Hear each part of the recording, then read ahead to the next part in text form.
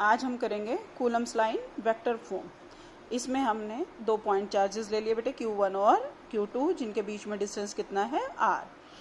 अब हमें vector form में करने का मतलब हमें अब फोर्स की डायरेक्शंस भी बतानी है बेटे। अब अगर मान लो ये दोनों पॉजिटिव चार्ज हैं तो ये दोनों एक दूसरे को क्या करेंगे, रिपेल करेंगे।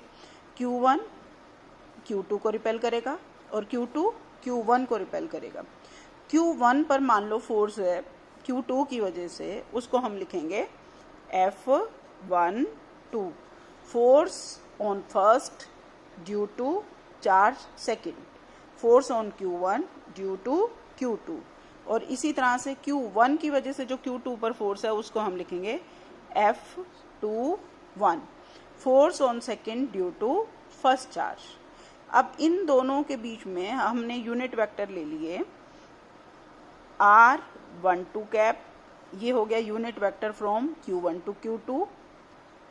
R21 कैप, ये हो गया unit vector from Q2 to Q1। तो अब हमने जब कूलम्स लॉ किया, कल जो हमने मैथमेटिकल डेरिवेशन लिया था F is equal to K Q1 Q2 upon R square. तो अब हमें क्या करना है, दोनों की डायरेक्शंस भी बतानी है।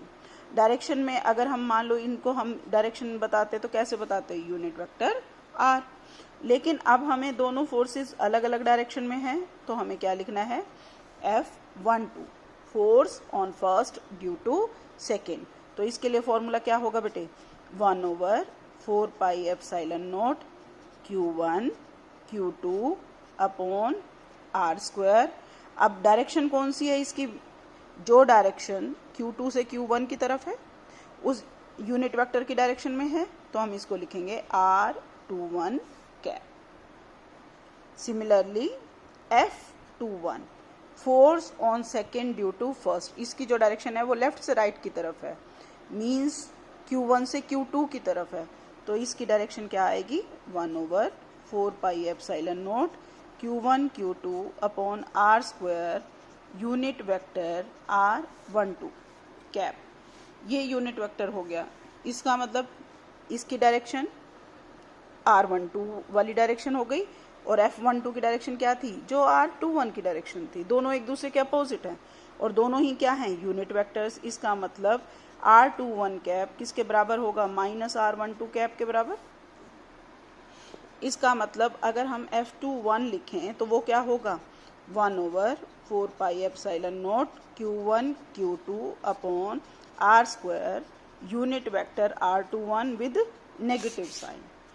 अब अगर हम इस सारे पार्ट को देखें तो ये क्या है बेटे, F12, तो इसका मतलब ये क्या आ गया, -F12। इट मीन्स जो फोर्सेस हैं, फोर्सेस ऑफ इंट्रैक्शन है, वो हमेशा पेयर में एग्जिस्ट करेंगी। जितनी फोर्स सेकंड लगाएगा फर्स्ट पर, उतनी ही फोर्स